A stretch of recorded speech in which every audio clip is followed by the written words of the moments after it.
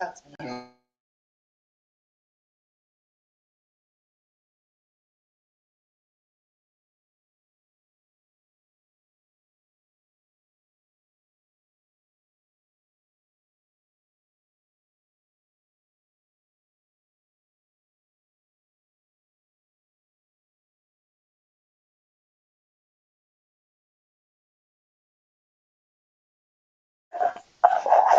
Test. Okay. And stakeholders. Welcome to our budget workshop. Let's stand for the Pledge of Allegiance. I pledge allegiance to the flag of the United States of America and to the republic for which it stands, one nation, under God, indivisible, with liberty and justice for all. Okay. So, as is my tradition, at least as mayor, I kind of always say to the trustees, here's your tentative budget. I worked to get you a verbose version as well and some backup materials that I was using to accomplish it. And then I kind of say, it's your bus to drive from here, essentially. And so, drive on. I mean, I'm willing to go page by page through this, and if you have questions, to jump in. I can take questions first. It's up to you guys how you want to handle it. Probably a good idea for educational purposes that we can explain. We don't have to go super in depth. Okay. Highlights maybe. Kind of then people if they have questions. Get the coffee ready, everybody, because here we go. Well, I just think with education, I think. No, I know.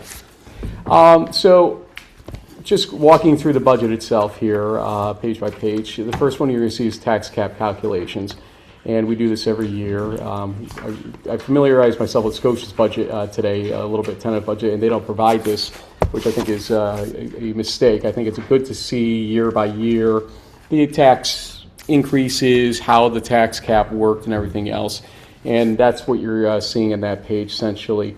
To not hit beyond tax cap, we would have had $2.143 million, and it's reflecting the proposed tax levy below that on the right side of $2.211 million, which gets further explained and disseminated on the next page called the Budget Recap 26-27. We have three funds in the Village of Ballston Spa that we utilize. The A fund is our general fund, the G fund is our sewer fund, and the L fund is our library fund. Now, the important thing to understand is that you can move money from the A fund to the G or to the L fund, but you cannot move money easily, at least, from the G or L fund to the A fund or between those funds themselves. They're kind of lock boxes when you get to it. So when you are not sure if you need to put certain money into G or L, you usually avoid doing it. But you also want to make sure that they have a fund balance amongst themselves, too. And we'll talk about that in a second on the next page. But before we get there, the tax increase proposals are on this page in terms of the rate percentage. Now, to be clear, because of the way assessment growth worked this year, and I'm just going to get the exact numbers on my end here when I do this. I did this earlier, and I meant to print it so I'd had it at my disposal. But you always hear about the 2% tax cap situation. Well, in reality, in our village this coming tax year or fiscal year, for Milton it would be only 1.57% at the tax cap, and Ballston 0.89% because of the way the growth factors work and the assessment growth occurred in the village itself. And remember, our assessment is occurring via the town of Ballston and town of Milton assessors. So we look to them, we ask questions of them. They're very responsive to us. We're currently working with them to look at our senior exemptions for future years, our firefighter exemptions, and our veterans exemptions, because we have some pretty out-of-date language in our current code for at least a couple of those, if not all three. And we need to probably do something to match what the county does soon with respect to that, and what the town of Milton does as well, at the very least. So we thank the assessors for their help. They give us these rolls each year, and that's how we derive what this percentage ends up looking like. So instead of 1.57 and 0.89, the proposal here at the tentative budget states 4.61% 3.91%. So the over cap is $64,415. You'll notice later on in this budget, every one of those $64,415 gets assigned in addition to the $40,000 from fiscal year 26 that we went over the tax cap by. We add those two numbers together, and for the year, we'll have $100,000 this year, if we do that, in fiscal year 27, going into capital planning funding, and the existing $40,000 from this year. It's about $146 is what the total would be to start getting some of the capital planning done, and also to create the more or less gap we need for the additional funding, especially for something as large as the DPW building or buildings, it comes down to, and what debt we'll have to take out related to that, things with this building, the court as well. Fire trucks take care of themselves to a certain degree because of what we've worked out with Town of Milton, Town of Ballston, although we do give our own funding, and we do propose that in this. I'll talk about that in a minute. But more or less, we're just trying to create a nice pad inside of our tax structure so that we have debt payments for all the things we need to take care of with respect to that capital planning. We'll talk maybe some more about that later on if you'd like. So that's what that page denotes. One other thing I'll note to you, sewer fund, we do not utilize taxes for sewer fund. Library fund, we do use village taxes, and there's a small increase there. And I also have put $5,000 of money from the A fund into the L fund this year to help cover their expenses. They provided us for the first time in my time here a robust budget proposal. Went through that. There were a couple of redundancies, a couple of things that wouldn't be necessary, and got them to zero to balance their budget using that $5,000 only and nothing else. So we'll get to that later. Next page looks at the fund balance, and something proud of here in our time, Bernadette and my time, and then Mary on top of that. You can see back in 21, the total fund balance between all three funds was $2.675 million, but you'll notice the library was in a deficit and sewer fund was only at $88,000. Over these last 5 fiscal years total, you can see the growth going upward, and now we're at a total of official total actualized from May 2025 of $6.075 million total, $5.6 million of that in the general fund. We're projecting even growing a little bit further than that for the end of this fiscal year, unless something drastic happens. So about $5.68 million, but looking at the library fund, getting them to $188,000, if we can get there, is something we're proud of. The library board and us, we should be proud of that, because obviously they've got very thin margins there. We've been able to work with them to make that happen. And the sewer fund at $369 is important too. That's a fund that, you never know when something's going to go wrong on the sewer end of the system, so having that there is helpful. Not going to bore you with the rest of that page. Let's jump into budget summary. And you'll see that basically you've got 1,000 level and 2,000 or 3,000 level, 5,000 level. They all have a certain similarity or categorization that the state uses. So that's what you've got to look at, or why these exist in the chunks they do. I think general government support is what the 1,000s are, and so we'll go through those briefly. I'm sorry to tell you, I did not propose a raise for all of you. Good. I again, looking at other villages sometimes, Scotia's at 7,000 for trustees and 15,000 for mayor. So we are definitely below some of our localities in that respect. But you'll see CE there. CE stands for contractual. PS stands for personal services, or essentially payroll related to those lines. In this case, you've got NICOM funding and a potential newsletter or mailer for the village or the trustees to do, and other educational expenses that come along. Small boost in there to $6,250 from $6,000 because of inflation.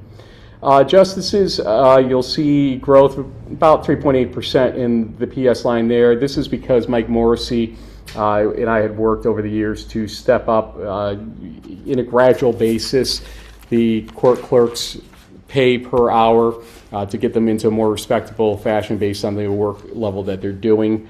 And so that goes from $21 to $22 an hour, and that's why you'll see the increase there. A small increase in their supplies, in internet, phone, etc. as well. Mayor, no increase in my pay either, so don't worry. Inside this is the labor attorney in the CE. This is the way Christine had it back when. I kept it this way all these years, I guess, to help us ascertain where the labor attorney numbers are, and also usually a $5,000 mayor's discretionary funding for things that come up throughout the year, and usually stay under that, but we do keep that $5,000 there just in case. Yeah, has labor relations attorney kind of stayed steady costs, or? It's gone up like everything else has, but in a fair fashion. Elaine does a good job for us, and during times like these, it may be a little more expensive with respect to police negotiations going on right now. It's viewed as a retainer, so if you exceed the retainer, you start paying more. But Elaine and her staff do a great job, and appreciate them. Then village administrator. Jen gets 2.5%, but also this is her first year of longevity. She gets 5 years. Happy anniversary to Jen coming up this next year. So she's kind of the longest person in this office besides Bob Kavanaugh, realistically. So we appreciate her. And she gets a little bit of a budget for her own supplies, signs that she has to do every so often, etc. And again, a small boost of $1,500. Like the village wayfinding signs? Those are in a different category. What signs are Things like when we do the park signs and stuff like that type of stuff, we usually will take it out of hers. It's kind of just a miscellaneous thing. If she has some supplies she has to get through Amazon, that stuff.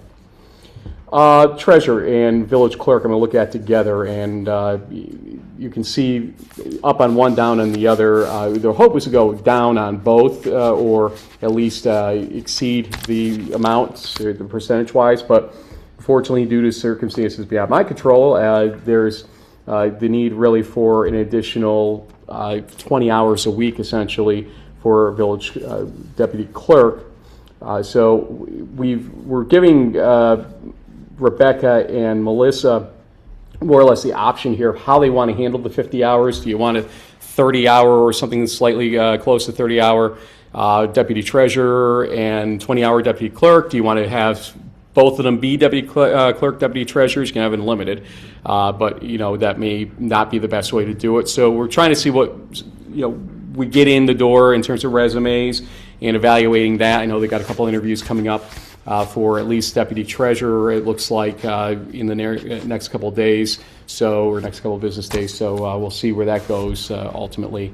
Could you explain a bit more Sure. the need for that extra? You're talking about the second position, essentially, because what was factored in was what our previous, we had filled it with Lawrence back when, the deputy clerk, deputy treasurer role. That was the 30-hour version back when. We were looking to maintain that, and until the last minute I was going to, and then we had a flood of FOIL requests come in, and that's just got to be handled. Unfortunately, no matter how extraneous you feel certain things are in that respect, or if no documents exist, you still have to run the searches, you still have to do the diligence, you still have to make the responses. If appeals come in, they help manage the appeal process with us, and the attorney also charges extra for certain aspects of that if we need that.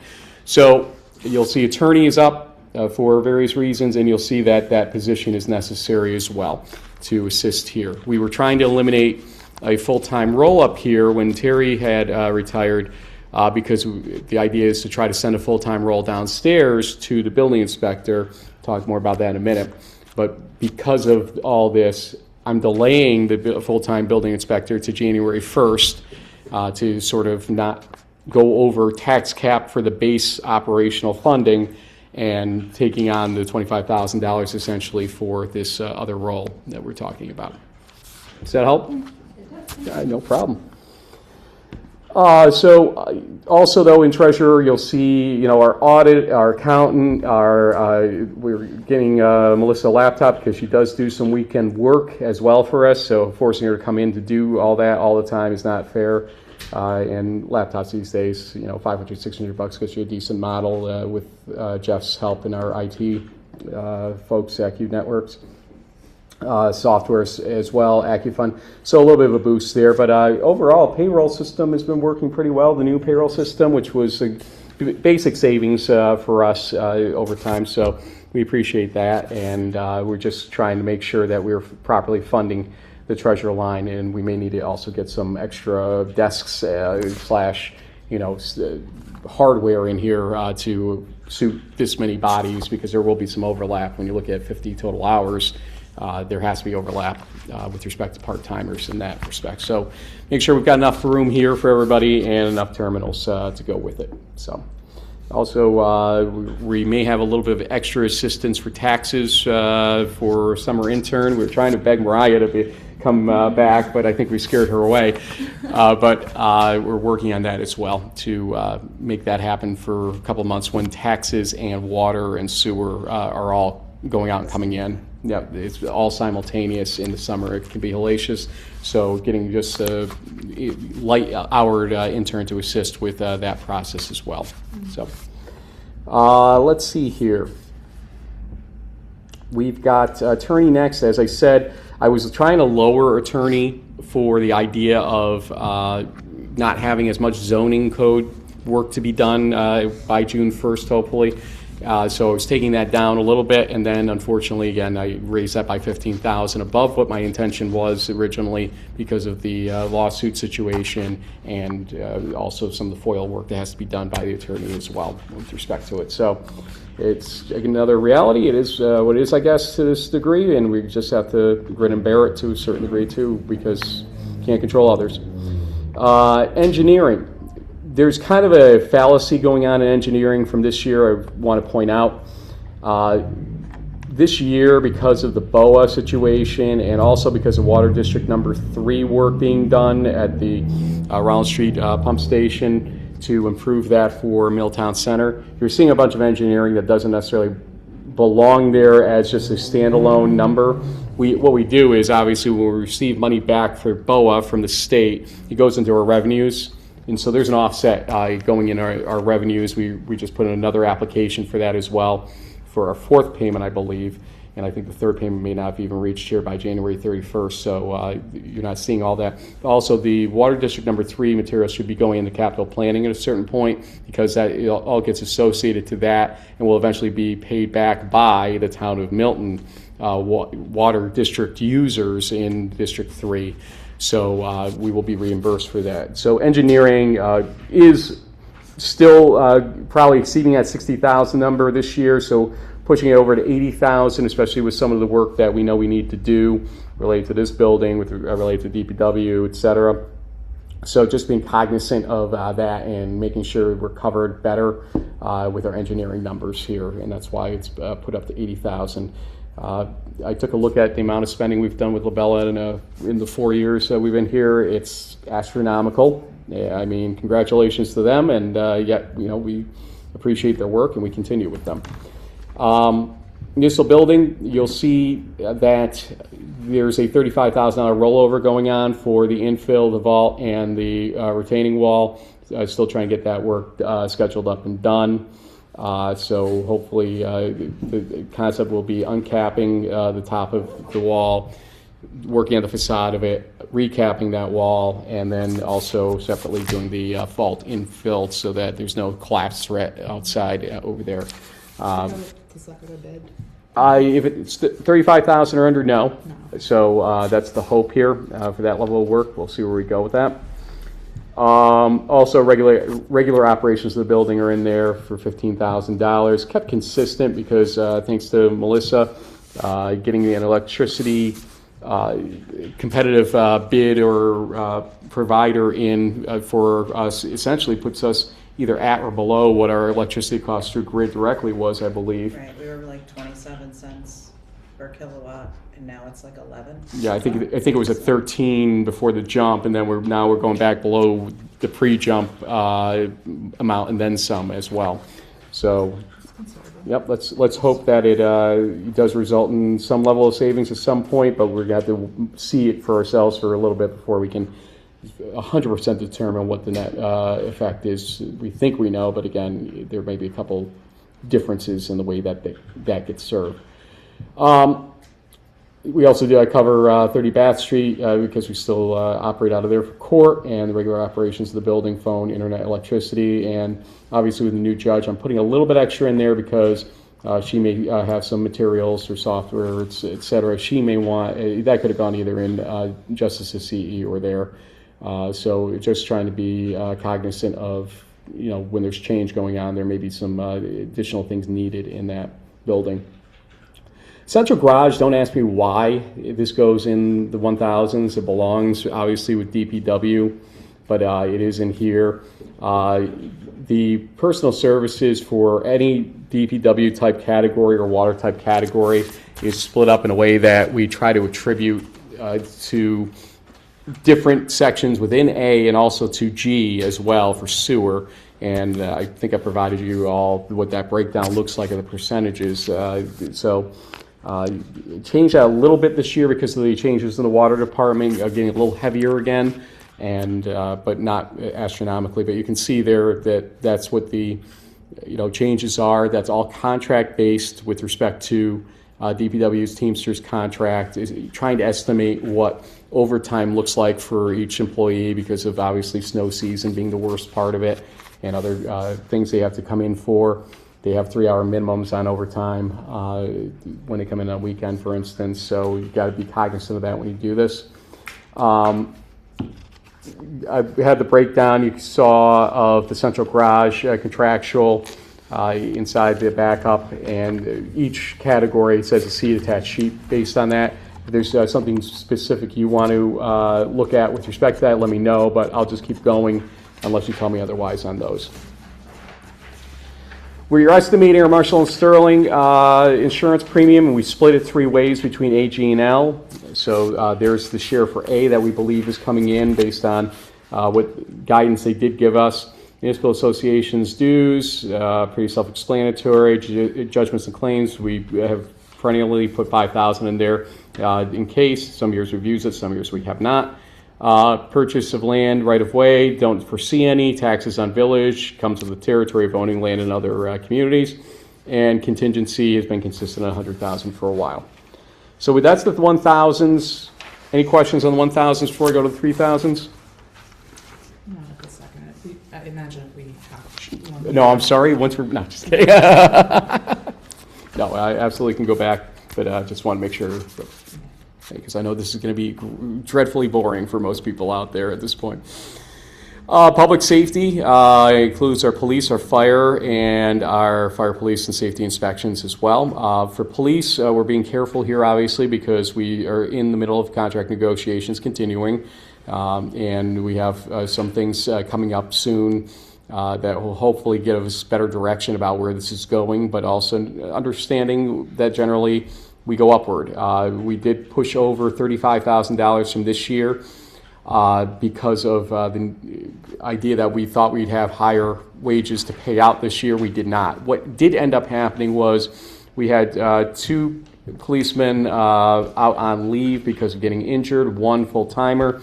And the way it works is we have to pay for somebody to work those hours or potentially overtime related to that, and the disability share for the officer who was hurt during their leave time, and then we get reimbursed later for that. So we're showing the expense, and then we wait for the revenue side of it, and we have not gotten all of that, I don't believe, yet back from the state. How long does it take? Sometimes? Months. Yeah, Okay. Yep. we've only gotten like 20,000 back. And it was about 60-ish, 50 to 60, I think. Something like that. It was a while. And that officer has retired at this point, but still, it created a little bit of an oddity in 2 ways. Like I said, more overtime than we really wanted to have, and also the disability share showing up in that. So it looks like we were running very, very hot as of January 31st in the PS there. The reason is because of those 2 things going on simultaneously inside there. And that's an unusual situation, my 4 years being here. Looks like the building's pretty good. Some of you at least saw how the garage looks and everything else the other day. 78 Thompson Street's a good place for them. They're happy there from what I understand. CE goes down because we are removing the speed signs. We are not going to buy any more speed signs until we see what the grant for the pedestrian safety, et cetera, says. And we're just finishing up with them the proposal on that. Paul and I are working with them on that, and sent back positive comments on the latest version of what is their RF whatever for the engineering firms to bid on doing the work. We did put back in $7,500 and rolled that from this year for the actual match on the grant that we're responsible for, was $7,500. We had thought it was $10,000 last year, but ended up being $7,500 in the end, so that's why that level. And uniforms at $15,000 is kind of the amount that we've done for a while. Last couple of years have been pretty good on it. When I first got in here, it was a little higher than that, so maybe in the future we can lower it, we'll see. Also will depend on the contract, because that's a uniform allowance that occurs as well, so we have to be careful about that. It also depends on how many full-time police officers you have versus part-time. Good point there. Yep, very much so.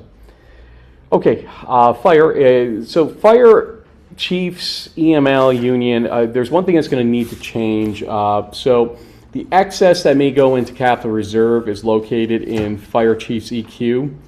That amount is related to the idea that they may have excess at the end of the fiscal year to go into capital reserve for trucks. We don't know if they will. We don't know how much, because things happen throughout the year.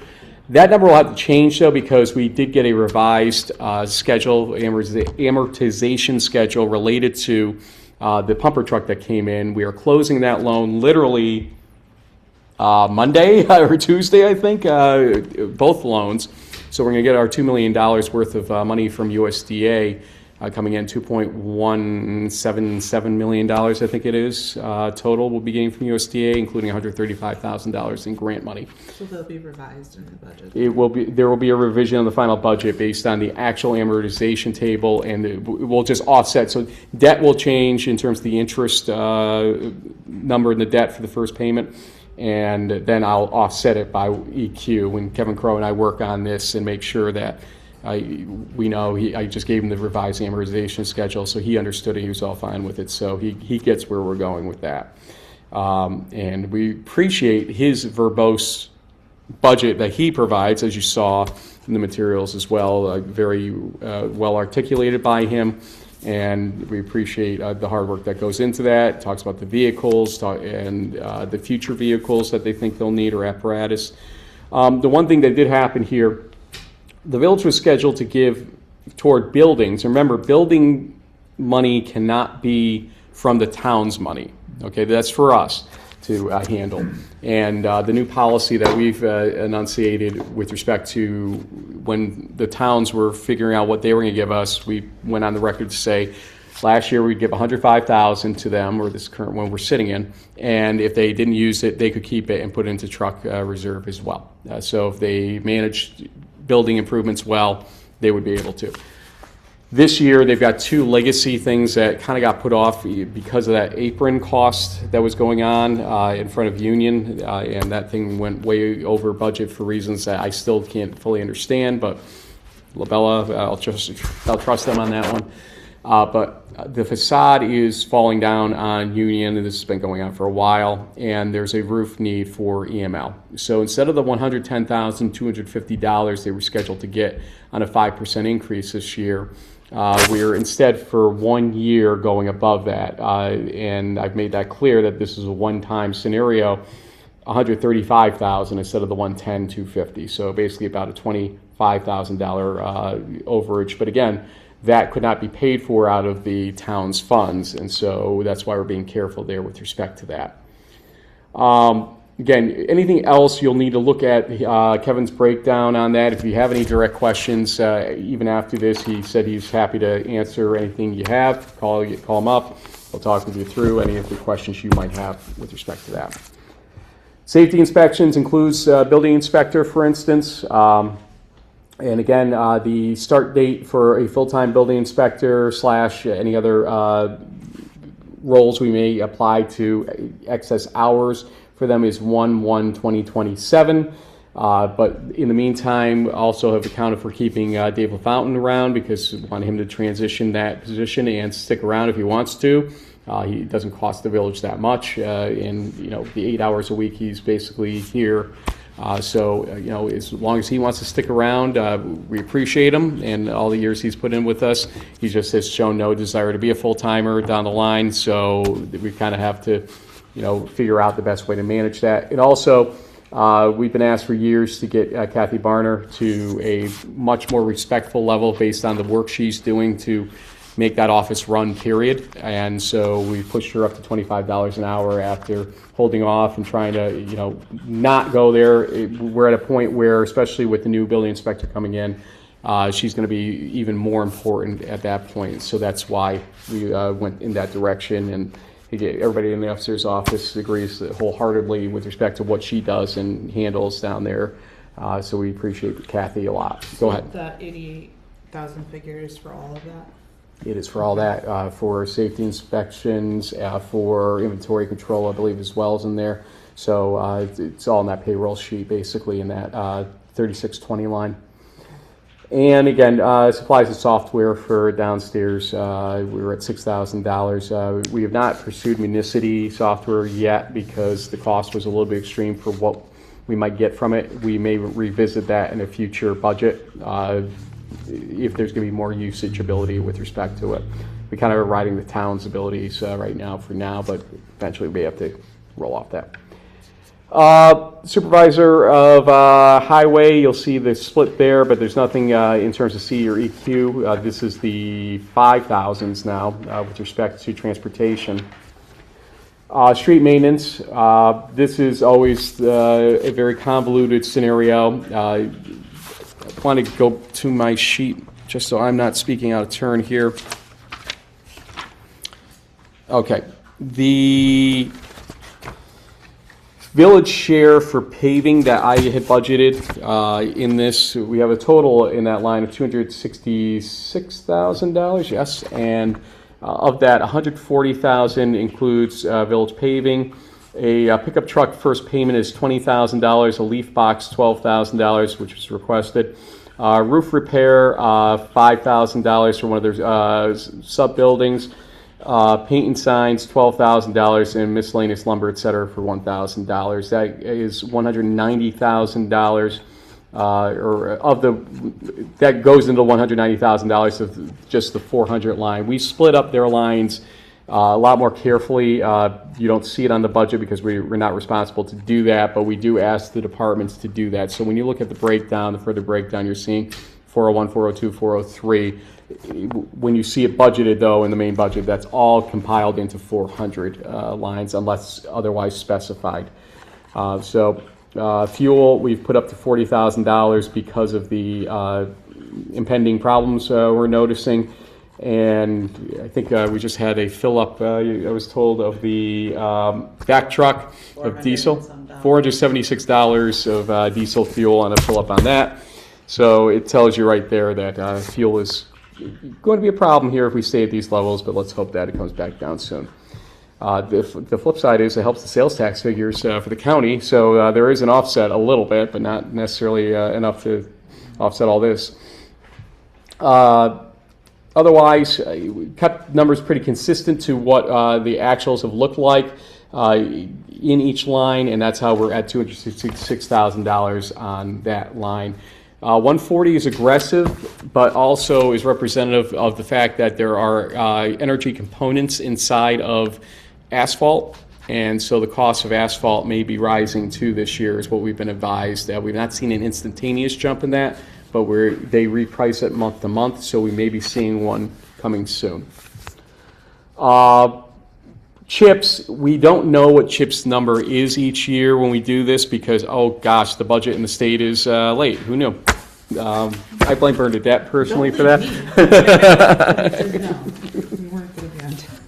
No, but we use the previous year's figure, but the reason why it doesn't matter in reality is because we use we use the expense line and then just reflect the same number in the revenue line for chips. If it went up to $400,000, it would offset the $400,000 on both sides of that. So it's a nullity. We show it because it's money in, money out. That will take some time to handle because we spend it and then we file for the reimbursement at that point. Brush and Weeds includes a $41,360 tree grant. Liz helped get that tree grant. I'm going to give Liz a prop today. If I'm, nothing else, fair, okay? But we appreciate her work on that, and that's reflected in there as well. So we're getting aggressive on the tree work we're doing inside that zone that's allowed. And also we're continuing to do our work with respect to street trees along especially Route 50 and replacing those and sidewalks that go with them that have heaved as a result of the wrong trees. You may have noticed it's a little barren around O'Brien's with those trees out now, but that was a request because it was actually taking out some of the building too with the growth of those trees. So we appreciate the fact that our Park and Tree Board have found narrower trees to deal with here. Snow removal. Again, attached sheet, I'll tell you that salt stayed consistent around 55,000, I think, give or take 52.5, I think it was that I had, and then a piece of equipment for salt spreading, I believe, is in there as well. So just trying to be cognizant of the harsh winters we've had the last 2 years.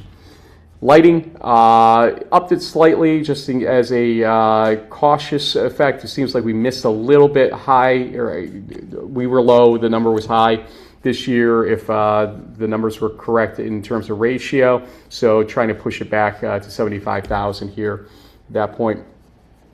Sidewalks, we had $130,000 of rolled over money we're going to do because we're still utilizing some of the sidewalk funds from this fiscal year now until June 1st, some of which is coming for the Milton Ave work being done, and others may come in for reimbursements in the meantime. This does not include the CHPE money of $80,000, which was recently received, and the Tonko money of $250,000 that we will probably be hearing in the next month and a half or so, they told me, from the CDBG folks for that funding. So when you take all those totals together and include the $40,000 additional new funding and $130,000 rollover, that's $500,000 for sidewalks we'll have available to use. $80,000 is earmarked for High Street, East High specifically, and Hyde Boulevard because of the problems that were created on those streets by CHPE. The likelihood I'm going to propose to you is the $250,000 be used on a needs-based system that we'll devise, because I believe the government's going to probably prefer to see that as the approach ultimately. But we'll once we get the full instruction sheet on that one, we have guidance from them. Yep, we have yet to get the new guidance. They told me look at the 24 guidance. I have not had a chance to sit down with that thick document, but that's also not going to be the controlling document. They said that it should be coming in the next month and a half. Okay.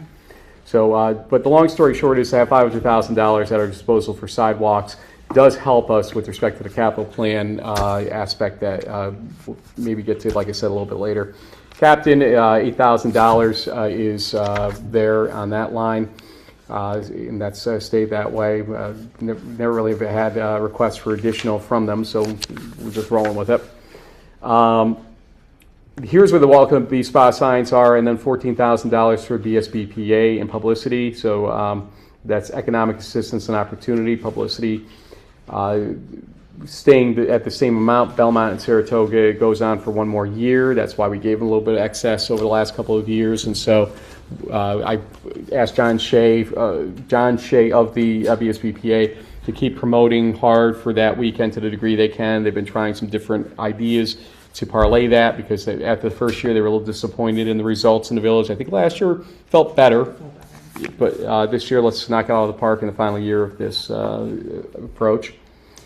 Fund for the Arts CE, we got an interesting problem that did arise. I found out that only $1,500 of the grant got put in for the concert series, which means that they're $1,000 short now. So I'm going to revisit that issue in the final budget with all of you, if that's okay, to either just take out a fund balance for $1,000, or we'll figure out where to find $1,000 elsewhere in the budget at this point. So So I assume she got a full. She got a hold of Jen. She wanted a meeting. I read between the lines of probably what was going on. That's why I wanted to know what the answer was today, and know what to tell you. And so now that I knew that, I'm able to say to you, I don't know where we'll find it. It's $1,000. We'll find it. Okay. We met last night. Yep. So what happened? Did they not get full funding from us? They didn't. Central No, grant? they're about $1,400 short. Okay. Well, they were going for 25. She says they got 15. So why don't you give me the Yeah, I really final figure on that, and I'll know what I need to work to find. These are up 13. Let me know for sure. Yeah. So that's forthcoming along with the amortization change at the very least in the final budget if we go to that point. Let's see here. Otherwise, we did roll over $4,250 for things like art fair that George is really hepped up on right now and is working hard to get off the ground. And so redundancies that they didn't get to this year that they want to do next year, that's how we arrived at that. Parks, mowing contract gets split between the two types of parks here. We've got a garden club getting $1,000. You've got benches being requested in Wiswall Park and some other beautification needs in there. We try to play fair between the two park lines. Wiswall, obviously, and Iron Spring are not the same level of real estate as Kelly Park, though, and so that's why we kind of balance them the way we do, is those two and then the one with playground recreation. We are also, like I said, will be in possession of, if we go this route, $146,000 of funding and capital planning, so we can blend here a little bit of some of the capital planning ideas with respect to Iron Spring Park, especially this year, and maybe pickleball painting the courts, which I know Scott's getting pricing on next week to see just what the damage would be to paint those courts and get them into better conditioning. But the long story short here is $70,000 between the three parks is not as much as it sounds like. There's a lot of stuff still to be done, and that will be done in those parks, especially with the maintenance of things there. And for those wondering what the payroll line is there, that is especially for bathroom cleaning for Kelly Park. And so Carmen Isabella is coming back, I believe, again this year to do that work for us, and we try to make sure that we have enough in there. Last year, I think it was a little light on it, so making sure we have a little bit more this year. We have changed the naming because of some issues that arose this fiscal year, that people felt that there was an automatic requirement to pay out money without contracts and whatnot, and that's not the way it's supposed to work.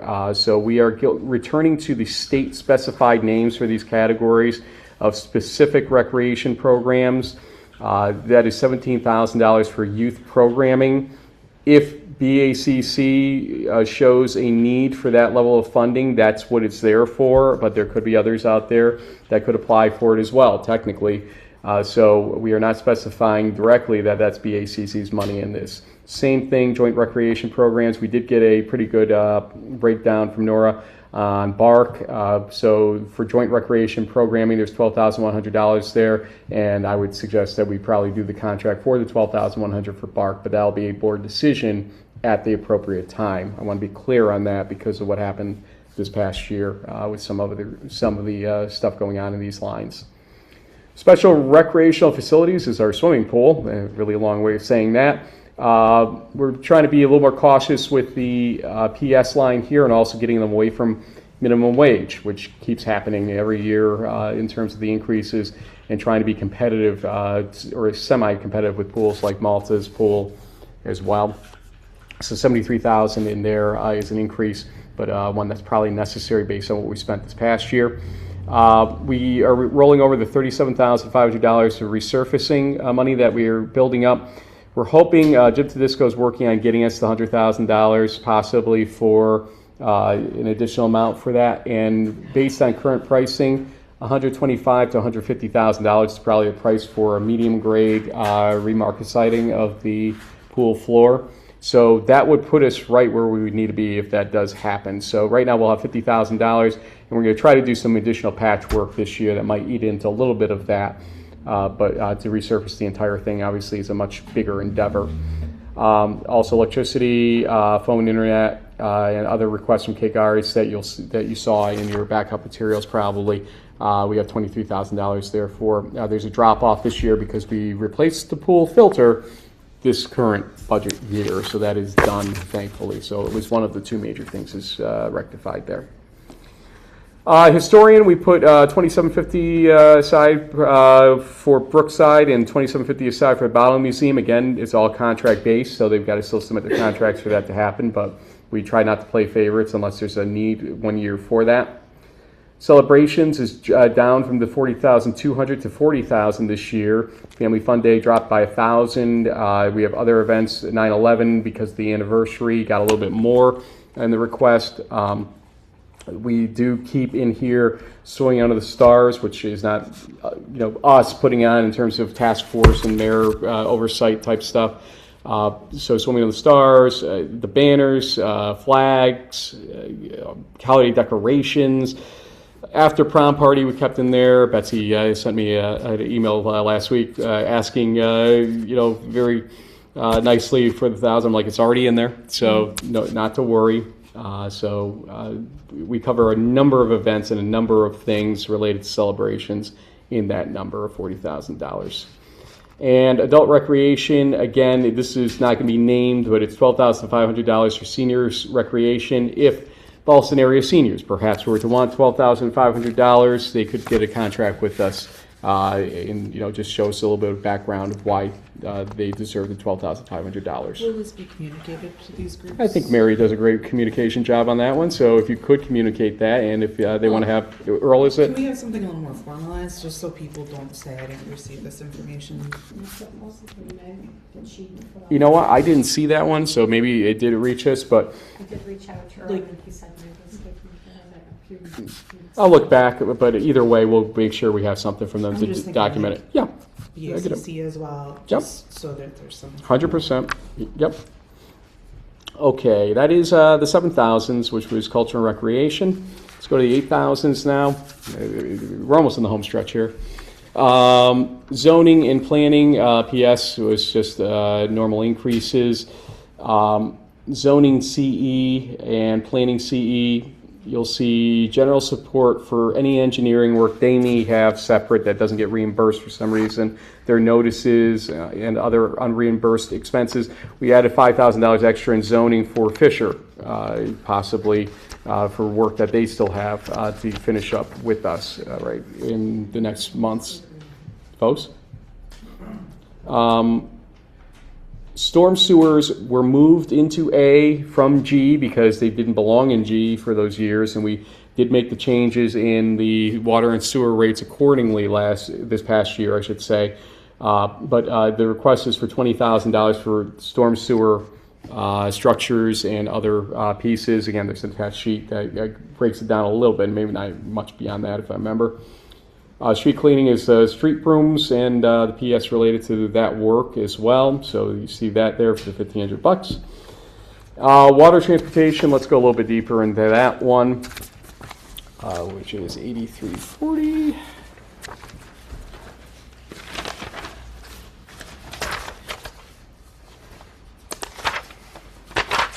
Let's take a dive in the water. Here we go. First off, the EQ is $125,000. We had originally last year being fiscal year 25, we thought we were going to be doing the generator work for about $99,000 back then, and we had the $100,000 set aside for generator and wells 4A and 4B. Then we ended up with bids that were $170,000 plus, and we recognized that something was wrong, so we didn't end up doing the work. And we've kind of been looking into Labella to say, what are we going to do about this? And so we're going to get this finished. We're going back into the fund balance to grab the $100,000 that we had not utilized and an additional $25,000 because we think that the number is probably going to land somewhere closer to $125 now if we make the changes to the bids or the bid packet that we feel. Labella tried to give us some bells and whistles we didn't really ask for in this process in the bidding. And so now we have to go rebid it essentially with a revised package. So this was not the best moment in that relationship, but obviously things happen sometimes. But we also do ask them for some give backs on that type of situation. So we work with them on that. Worked hard here to balance what the realities of running a water system are going to look like this year over and above all that, and looked at this year's actuals. There's some things, I'll read you off the note for people to understand. In 404, which is put at $20,000, that is roof work on the Rollins Street station that we have some roof work needed there. Also, 400 includes part of the hydraulic model support, $20,000 there, $10,000 goes to the G fund on that as well, because the hydraulic model works in both ways when you think about it for sewer as well. Hydrants, $16,000, they cost about $4,000 each to replace. Valves, $2,000, alarm upgrade, $2,000. The Kester fees that we pay each year, $7,000. A hydrant steamer for $1,500. Normal operations and chemicals are the remainder of the $140,000 that didn't get covered there. 405 includes meters, that is supplies meters, barricade arms, fluoride pumps, 2 of them, and safety equipment, and that totals up to $9,000. And then there's miscellaneous other things and utilities. Again, I went slightly higher than what I assume the final figure will look like here. So at $97,500 is what the utilities are marked at there. We had some problems in prior years where the splits weren't necessarily done.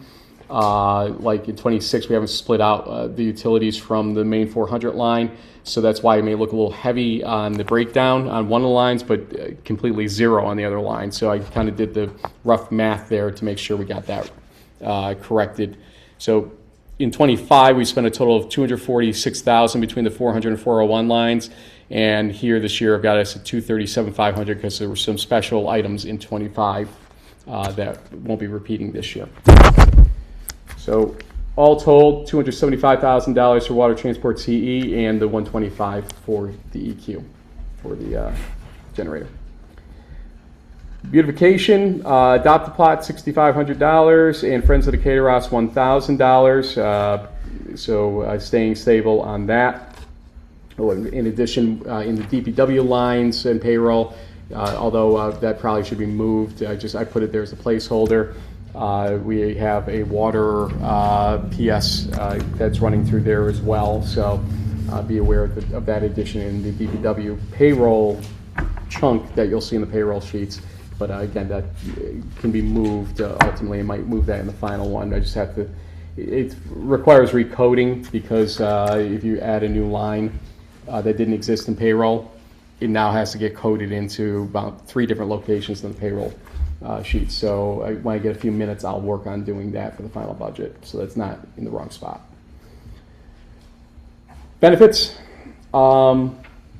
We are opting here this year to use the amortization offer for the fire and police retirement benefits because they now allow, when there are higher increases than expected, an amortization approach over 10 years and a reasonable interest rate. So instead of getting absolutely walloped, we're going to opt into that this year. The difference for state retirement for other employees was minimal, so there was no real need to go through that. But we're going to opt for the early payment and utilization of the amortization for fire and police retirement. That's why the number actually goes down a little bit, believe it or not, in that respect. Social Security is the 7.65% of payroll. One of the things I got to make sure I code it correctly for that reason, make sure it gets included right. Workers' comp is based on an actual estimate from the county, and it's split in the 3 different departments as well. I should say the state retirement is split between AG and L. Fire and police is not, it's just A for that retirement. Social Security is based on the payroll in AG or L. Workers' comp is split between AG and L. Unemployment insurance, disability insurance, same thing. Those are estimates though. Medical insurance is split between AG and L. Other EB, which is our retirement insurance benefits, are in A and L, but not G. So you can see there that, again, we're not immune to increases, and we are estimating what the increase for Teamsters is based on guidance we received from the Teamsters for the health plan, and also for our retirees not yet 65 plan, which is not Teamsters. They can't be on Teamsters by rule. They have to be active employees. We've had some retirements going on, and things could be affected in that. I will keep you posted on how it does affect things, but trying to be reasonable with the expectations on these numbers, and that's why it's up more or less 10% on the conventional plan, and more or less a little. We've had some people move from conventional or under 65 retirement to conventional retirement plan, which is a lot less, the Medicare plan. So it caused some differences in these numbers as well. Debt service is all based on the amortization page, but we got it right this time insofar as the state got on us last year for not splitting out conventional debt service, principal and interest, and what they call installment purchase debt, principal and interest. You lived that one with me as we went back and forth with them. We got it ironed out last year, and this year LGSS has helped us. LGS, right? LGSS. Has helped us with respect to getting it right here this time around and splitting it out. The ban you're seeing there is for the water tower. We are discussing the best method based on some delay on the exterior work and everything else on what to renew our ban, what level of money for this next year, and then most likely in the following budget year we'll take that out with a conventional long-term debt instrument for the entirety of the $1+ million, or probably $1 million we'll put into that debt when we get to it. So we've been working with Fiscal Advisors LLC. They've been great with us, and that's the guidance they were giving us last week, even just to make sure we were doing the right thing. You can see budget provisions for other uses. Water towers, the $85,000 there, which again I'm requesting increase in water and sewer of 4.5%, which is actually less than what we anticipated asking for based on the old chart that we're working off of. If Milltown Center does start building and goes online here in the next year, or it gets on the precipice of it, we may have no increase next year because of the increase in revenues that may be possible from that. For now, we can't budget on a possibility of something, so until we see a lot of movement up there and finalization and all the work done on our pump station, requesting the 4.5%. We assume 3.25% is inflation, so it's a 1.25% extra for reserve purposes, and that takes us up to $85,000 ultimately to be put away. And I will make a recommendation to the board to move $60,000 for this current fiscal year we're sitting in for water reserves for that same reason. You'll see transfer to library fund. I explained that $5,000 earlier to help them cover their needs. And then capital planning funding, you'll see the $40,000 and change from this year in the adopted budget. I'll make this similar recommendation to basically earmark those $40,000 for capital planning purposes, and then that $40,000 plus the additional $64,000+ is $105,000 for this year. So it accumulates each year that we do this. We're tracking what we're going over tax cap or what we're earmarking specifically as that capital cushion. And that's why it's $105,000 next year by using the $60,000 over tax cap or $64,000 over tax cap. All told, that's $146,000 that will be set aside for first phases of capital planning money that's needed, aside from things like the fire trucks or something like that, which are covered by the contracts. That's the expenses in A. There's a pretty simple rundown of the revenues. If you have a specific question on the revenue side, let me know what it is. I tried to give the board a pretty good insight as to each line and what it refers to, or why the number was chosen. Obviously, the taxes are from the front sheets, but we're trying to be somewhat conservative still on sales tax because we don't know what the economy is going to bring here this next year, so we don't want to overestimate there.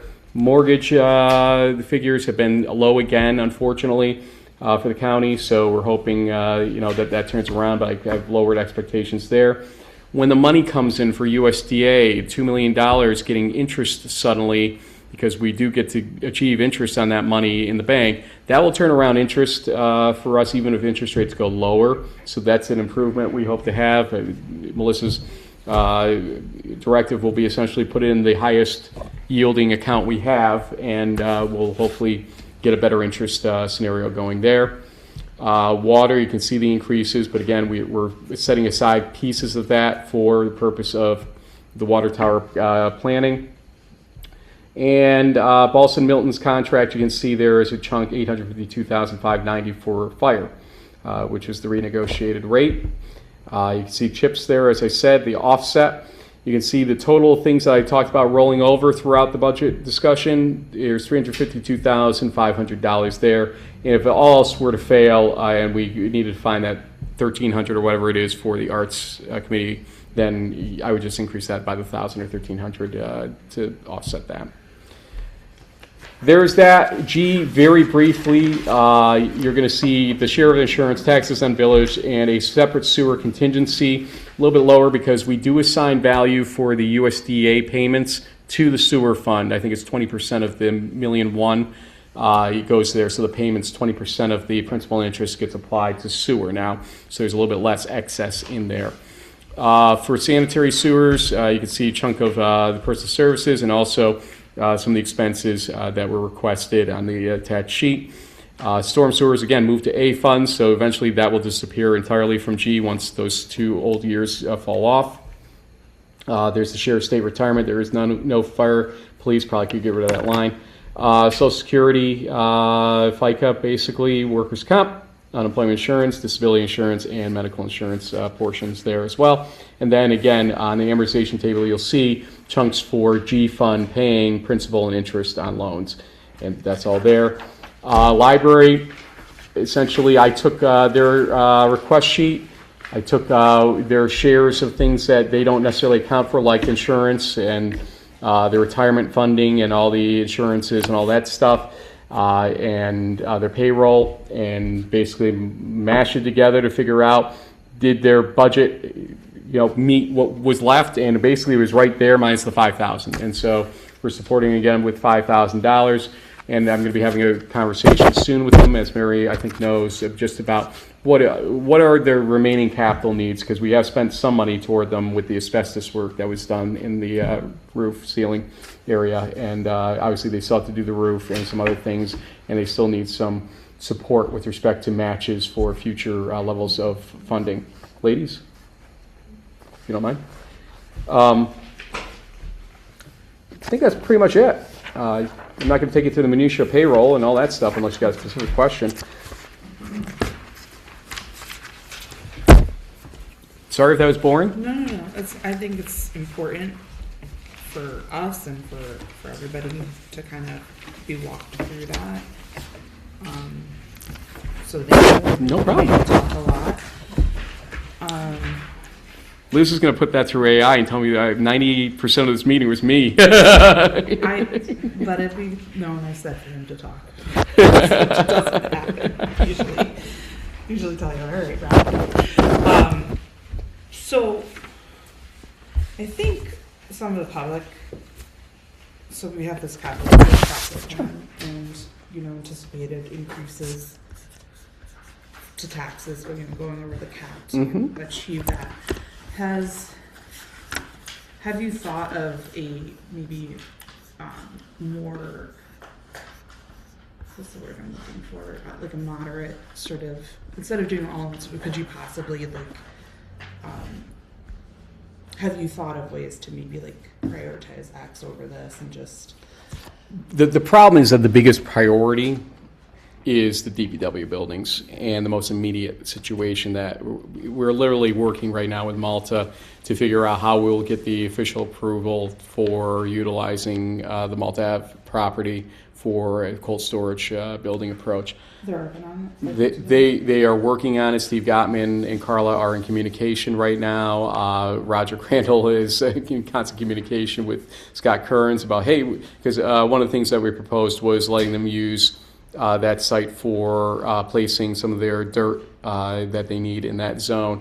By moving the dirt that they have at their facility in Malta, they'll be able to build a salt shed for themselves in Malta that they don't currently have. And so Roger and Brian, who probably will be the person that takes his place down the line, are all about the idea of doing this. They're like, are we done yet? Are we ready? We're ready to move the stuff. So they're very happy with the idea, and they're conveying that to Cynthia Young and their board, Supervisor Young and her board as well. But again, there's a certain matter of right that we have for doing a government use on property outside the village in New York State courts. We don't want to go the Article 78 route with a municipality. There makes no sense doing that. So the idea is, okay, tell us what restrictions you want, like no lift in there, because that can be the most environmentally, problematic situation you'll see in DPW garages is the lift and what falls through in the lift. So, do you not want a cell phone tower there or something like that? Like that was even a consideration, but if they want to put that on there, allow us to dump our stuff here to utilize. Okay, easy, just make sure we have insurance, great. So, we've got a very good relationship with Malta. We've had one for a while, and thanks to Roger for, leading the pack on that with us. And there was, I think, disappointment that we didn't get the full garage approach back when on certain people's parts. I understand they are pushing a higher conservation district approach right now in the town of Malta. The idea here is that a cold storage building would not be something that would violate that idea, especially where it's located. And, again, tell us the restrictions that will be conscientious on that, and we'll work on that idea. This is essentially like a pole barn.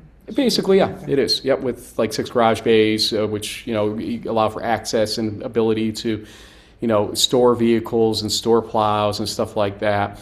For those that don't understand the concept, again, is that we would go build that, hopefully this year, because it's a pretty simple building when you're looking at just the pole barn approach, and then move their operations per se into there for the time when we tear that one down and rebuild that in 27. That's the goal. But because we're doing all that work, we're going to need to do some combination of spending of our fund balance probably and take out loans to be advantageous. And Melissa and I were on a call with Andrew Watkins of Fiscal Advisors last week to just talk through with him, if this costs us $4 to $4.5 million, what's the best strategy? And one of the things I suggested was trying to take loans of $999,999 on that building and one on that building when it gets to that point, and spending $2 to $2.5 million of fund balance down so that we're not getting completely walloped with the interest. But on the flip side, there's a opportunity cost on the interest you would gain on that money in the bank too, so don't forget about that. But also the idea that you're already creating about half of your debt right there out of the $4.5 million projected debt we'll need to take on. There's basically half of it, more or less. So that means we need probably at least about $140,000, $150,000 a year cushion off the bat to not have to spend additional funding from our fund balance from beyond the $2 to $2.5 million. So that's why I'm suggesting we do need to do this year. Now, on the flip side, I'm aware that we need to begin to consider, as I said, the exemptions from Milton and the county. There's a much more aggressive seniors exemption. We do have an exemption baked into our code currently. It phases fully out at $24,000 of income, and you have to be 65 or older. Milton has a very revised version of that. You cannot use a schedule for that. It's baked into code, and every year you have to change those figures in the code with a local law. Don't ask. This confounds me why they would ever force this. Every year you have to pass a new law with a new schedule if you change the figures for the phase-outs. So we'll have to pass essentially 3 separate laws next year. But the question becomes, do we want to do it all at once, or do we want to do it on a ladder basis, because it will have a 3% implication on the tax rate for people that don't qualify for an exemption right off the bat, just staying at the normal tax rates here. So next year, we may not be, if we went the whole shot all at once, we may not be able to increase taxes at all fairly for the optics of it and the actual cost effect of what it'll do to, most people still as property owners in the village. So we've got to be cognizant of that change too, and that's why I'm saying this is a good opportunity this year to go for a 3% approach, because you may get a 0% approach next year toward capital planning, and then hopefully, future years we can return to normal approach to build up to that 275 figure. Again, we're at 100,000 after this year if we go the way I'm suggesting, and then the next steps hopefully get us up eventually to that $275,000 range, maybe over 3 additional years after the 0% year, let's say. So this is being done in a way, again, I've been trying to understand the Scotia situation, not to pick on them, but I'm looking at what they're doing over there. They're going to have $700,000 of ban principal and interest, bond anticipation notes that they're not taking out with long-term debt. And that's part of the problem that they're facing, and that's what we can't do. Okay, bans are good for when you're doing the building, and then you need to eventually take out that loan with the long-term debt. And even Liz is shaking her head yes on that one. I'm so happy about that. Yeah, but the principle is the idea that you use bans strategically, not permanently in those situations. And we need to make sure we are doing something that gives a very reasonable escalation to the taxpayer, who needs to know we're doing things with this money, that this money's being set aside for that purpose of the most visible problem I think we have in our village right now, DPW. This is something that affects everybody in terms of the employees. It hurts morale for them to work in that building the way it is. Paul, you took the tour. What's your thoughts on it? The tannery looks like it's in about the same shape. And that's not being utilized. We were there with the new vac truck when it That's first right. came in, and it was pouring that day. And Inside. yes, inside, which is concerning. There are more birds in the building than employees. That probably sounds nice. As long as they don't ask for benefits, I'm okay. No. Family plans. Yeah.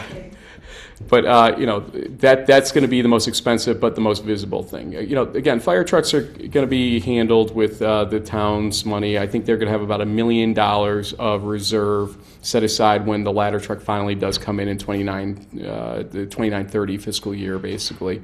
So that's not really part of this cap.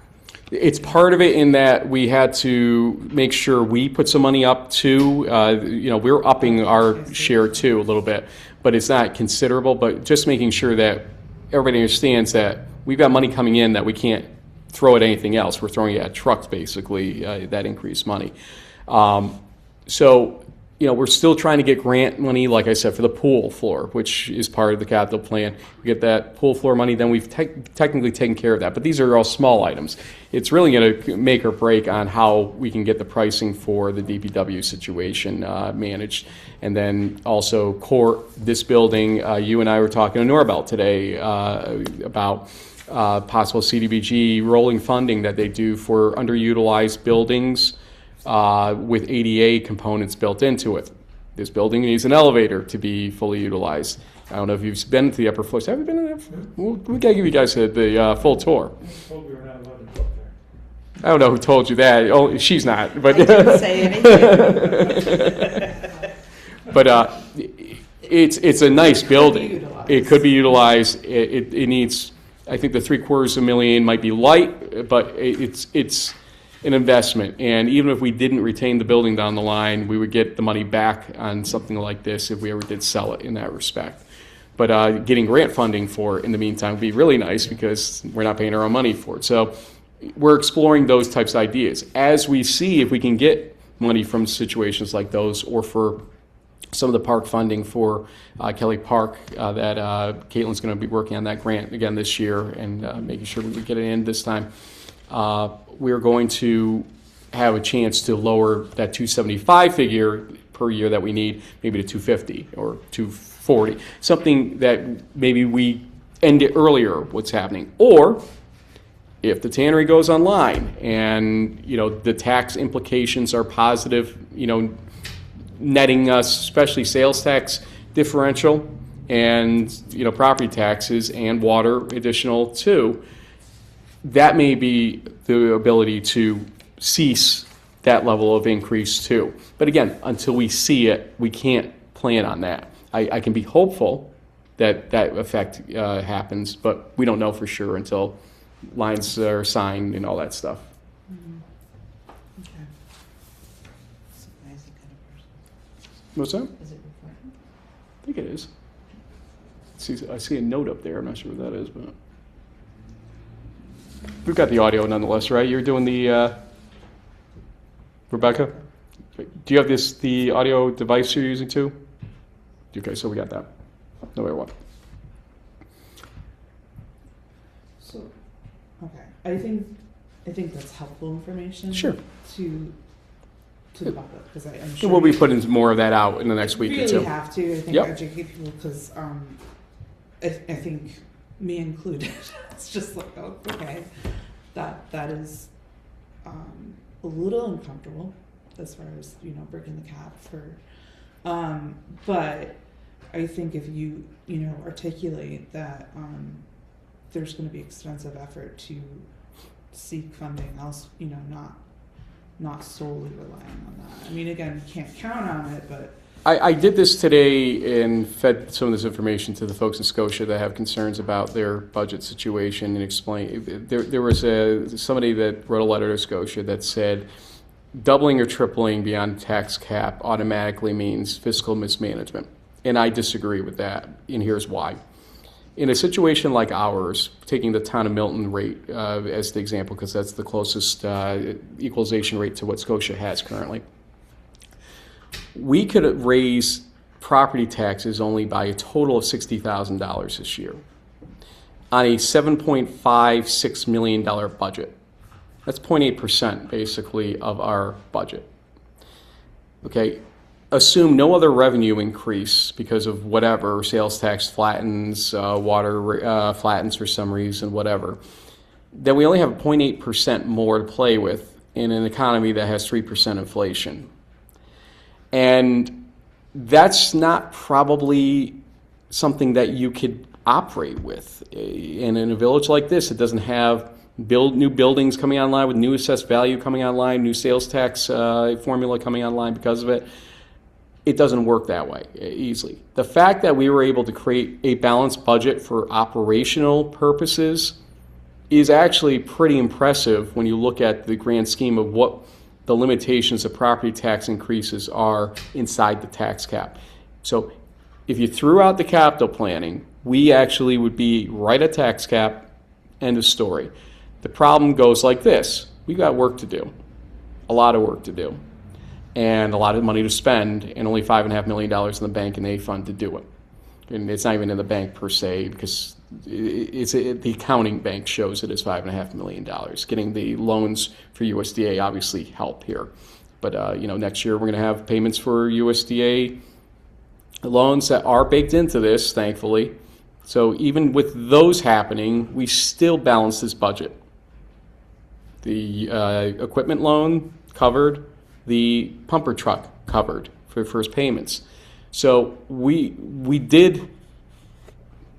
collective, and Mariah helped too with the DPW meeting, we did a lot of work to make sure that we're not, as I think Anna said at one point, living beyond our means. We're not. We're actually being extraordinarily cautious with limited resources and staying at the tax cap for the purposes of operations, but also being cognizant that we have work to do on major projects that aren't operational per se. Those are things that are just capital planning needs down the line. But we're being very, very, very careful with that aspect of it, pricing things out, tossing back $7-8 million proposals from engineers saying, we told you this is what we can afford. Let's make sure it ends up there. And that's how the two-building approach got devised, because what we're proposing on Malta Avenue is a very inexpensive building comparatively to a full-on garage, but that means that garage doesn't have to be 14,000 square feet at the end of the day. It can be the 8,000 and 9,000 square feet and not have all the bells and whistles necessarily, because we've got some of the stuff offset by that facility. So that's what I want to underscore here is it isn't easy to balance a budget with tax cap anymore when we have low taxes compared to other municipalities. Scotia could raise their property taxes by probably $200,000 this year without affecting their tax cap. We only had $60,000 of room to do. That's a big difference, and they still are flying through their tax cap. So the letter writer was probably right in certain ways about fiscal management questions in Scotia. Here, look at what we have to play with at the end of the day, and look at what retirement benefits are doing, medical benefits are doing. Fix the 6 could be a real nightmare for us down the line because it affects a good chunk of our retirement, tier 6 employees. Stuff to be aware of down the line. The exemptions, as I said, have an effect. It's not found money or new money. It's just shifting tax burden is what exemptions do at the end of the day. So that's why I'm very proud of this, that we were able to hit 0 on the actual operational side of tax cap still.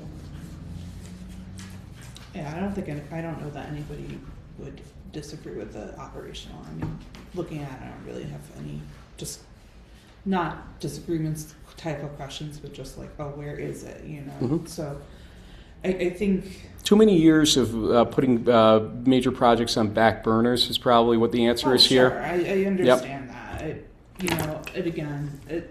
It's that component of explaining, because first thing people hear is, How many years did we argue about Wiswell Park, And finally we got it done. Mm-hmm. And now everybody's like, oh, God, what are you going to do with the other parks? And they're right. The other parks do need some TLC still. And let's do it. And the pool floor got punted for way too long. Eventually we got to bite that bullet here and make sure that thing stays, operational for us for a while. It's a lot of things that I look at and I'm like, how many years did we not buy new fire trucks? Mm-hmm. And then had to fight basically tooth and nail to get us into a position to get 2 of our most important trucks probably replaced at the end of the day. So I'm not trying to diss anybody that's gone before us. I think it's just, unfortunately, the climate is what it is, and it's been that way for more than a decade. Mm-hmm. And we finally said, especially when you and I took office, we've got a lot of things we need to do, and we promised people we'd do them. We never said it would be cheap, but we did say we'd be practical about it, and here we are. Mm-hmm.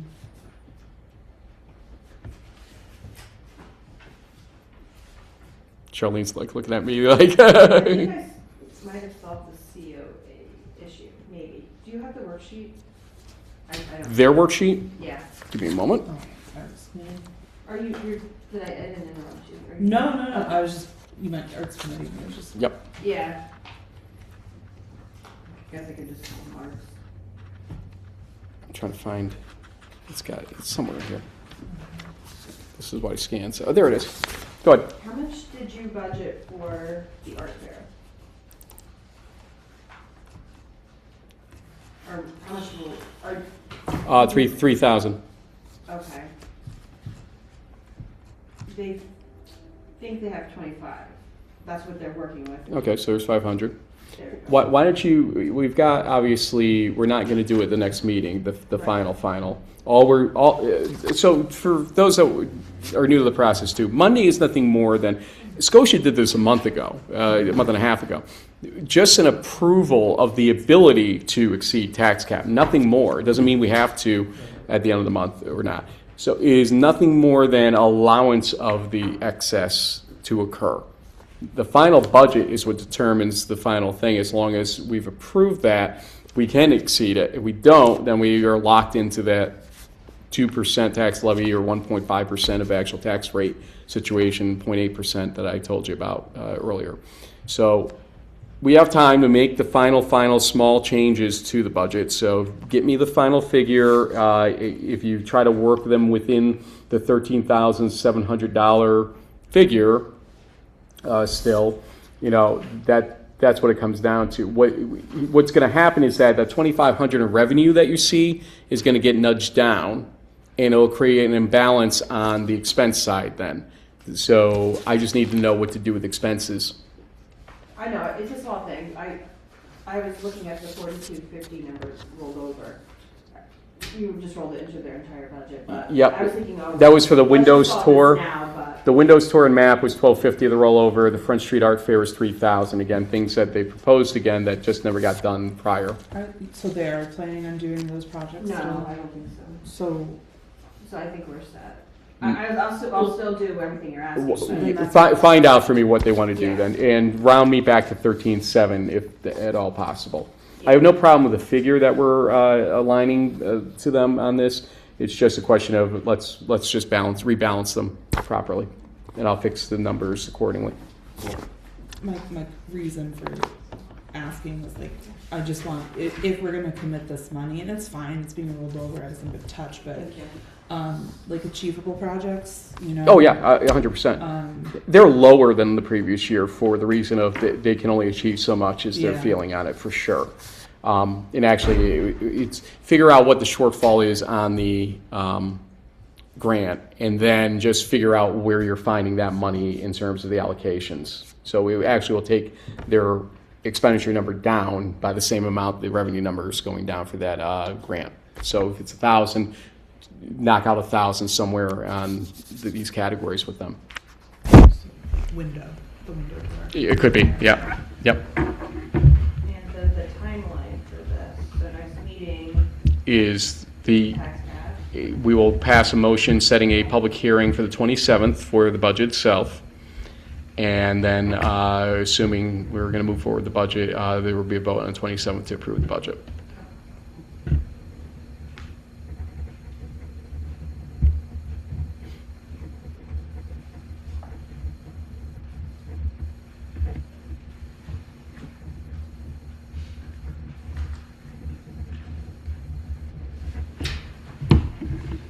Paul, what do you got for me? I don't really have any questions now. I'm going to ask them when they ask. You stole his questions. You question stealer. What was the question? I'm curious. Capital plan. Yep. Yeah, I had a feeling that he had some thoughts on that. So, and again, I think you most probably can appreciate that DPW building and what the guys are saying, giving feedback wise on their general morale with respect to that thing. We got to do it. Even Anna said that to me this weekend. Yeah, no, I don't Yeah. think anybody disagrees with that. I mean, I just don't want to see no movement on it. Agreed. Yeah. Agreed. If we're going to go ahead and do this, let's. Yeah. I pushed Carla today. I'm like, hey, have you heard back from Steve Gottman? She's working on that. And like I said, we just have to figure out what the minutiae is. Do we have to still go for the variance? And it's a de facto variance because of the contract we do with them. Do we just go for a permit? How does that mechanism work with respect to something like this? So we're figuring that out. would the permit have to be renewed? Like, seek renewal on that? I'm not Rather than sure. just get a variance, which then is done? Well, I think technically, again, because of the nature of village-owned government use building, we de facto have the right without needing the renewal. But again, we'll play good neighbor here. Yep. Yeah. Do you run into any flood zone issues over there? I know what you're talking about, and I was looking at it this week after the rain and everything. It's higher on that side of it, so you may run into a little bit of issue on the driveway leading up to it, but I don't think we've ever gotten washed out there because it is higher as you go up that. It's when you see the gate open, if you're ever in that direction, us, not a general public folks, but you take your car in there and see what's there. Yeah, there is, and you'll see kind of the terrain and everything else there. If Malta Avenue isn't washing out, then that ain't washing out. I'll put it that way to you. And if Malta Avenue was washing out, I'm sure that I would be there in about 5 minutes to help mitigate that situation because it's a little close call here and there on that, I think, in the past.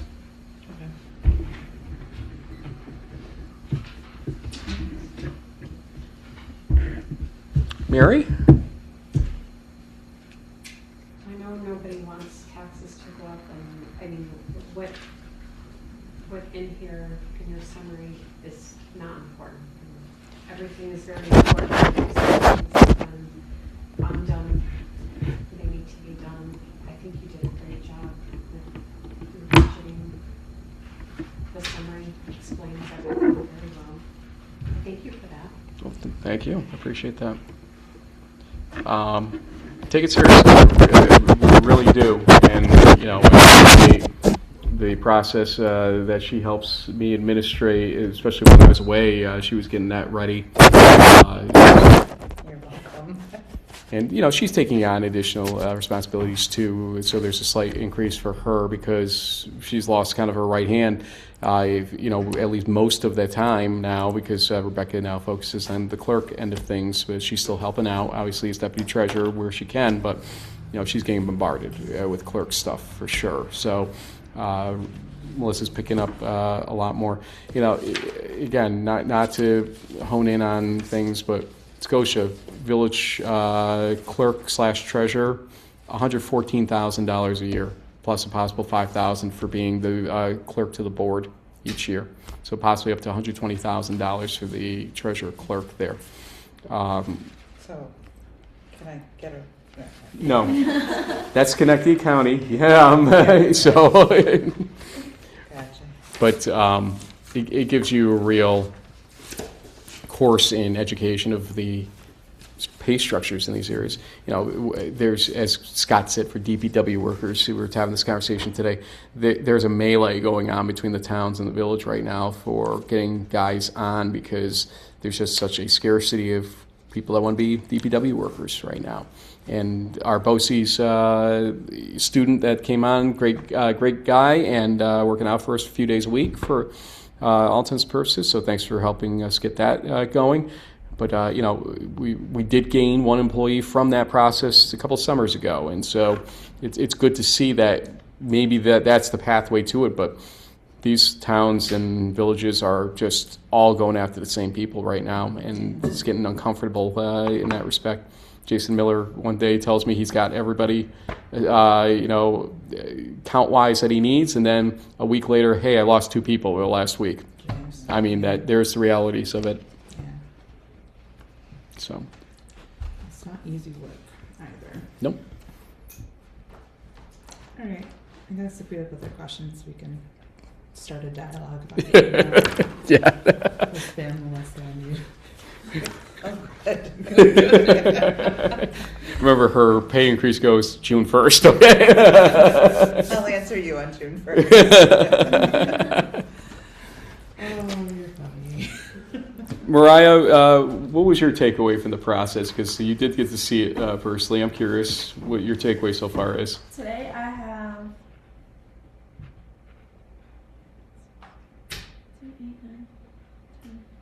12 questions that I'll review with Jen next time I see her. You can review them with me too, so I'll participate in that for you.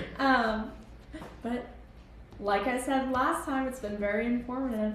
What did you learn the most from it, or what was your main takeaway? I'm curious. Well, DPW kind of, the meeting we had with them was a good preface to this, but not everything gets passed in the budget. There is a lot of no's that don't necessarily reflect in the proposal, so that's interesting. When they come in, they come with the general wish list, and then when you say no to a $350,000 dump truck, you know, where would you put that dump truck anyway? So am I going to sit there and request it and chunk out the truck in different places, or are we going to just sit there, figure out what their number is supposed to look like at the end of the day, and just work off that? And that's what we did. That's my approach on it, because they're not budgeting folks. They don't want to be filling out what their 401, 402, 403s look like and all that stuff. And I'm working with Jen now to get her more versed on it so that she can do more or less what the library did for us on their CE lines. But it's just, you know, what Anna said at the last meeting is not accurate. We said no multiple times to DPW on various things. Or you already budgeted for it for 26, so why are you asking for it again? Go spend it. You're supposed to spend it this year. Go do it. There's a lot of that. Yep. But I think the comments, especially on this, are very helpful for me because I did not sit in on all the other meetings, so it's nice to see the breakdown of where everything goes, because not everything is common sense. I'm with you. It's not as a parent when you look at the official, what the budget is, and you're like, what the heck does this mean? Mm-hmm. It's good to have a breakdown. So. Liz is going to call you, come across the street, and, you know, give her some more of the information probably. Just want you to know. You guys are neighbors? Yep. down the street, Yeah, right? I'm probably the one with the really annoying dad that's always running machines and his dirt bike and lawnmower. And He's a nice guy, Liz. All right. Otherwise, gotta get a motion to adjourn at 8:35 p.m. I'll make that motion. Trustee Fandesa, Trustee Price Bush, discussion, all in favor? And I will end the meeting now. Thank you very much. Ask the question, how come you didn't try to get all the DPW over there if they're open to it? Is it because of environmental issues or? Yeah, I think we're really restricted. I remember Malta Because was it not. would make more sense if you could just. Again, Plenty they're of property over there. I have been over there. Yeah, when I no, no, wasn't no. trustee. their concern is going to Is that be no, we're not off. And since we're still talking as a group, I'm going to keep it on. The realization there is that because of the increase of conservation approach generally, and some of it controversial, obviously, I saw Karen Avenir this thing about the last working farm thing in Malta, all that. Lifts, which are necessary for a full-on garage, are going to be probably a very controversial thing there. So again, when you look at this land here, that land is not going to be utilizable for much else but our DBW when it comes down to it. And so, Could be a BOA type property where you could. It could be. but looking at the restrictions that BOA puts on some of these things too, I think we're in a position where you leave it where it is, you finally fix it up and make it look nice there inside a residential generalized zone. And that was a conversation I had with Norabelle a little bit today, is we've got a lot of properties, this one included, in at least a mixed residential zone, because it is. Our downtown is still a residential quasi-zone.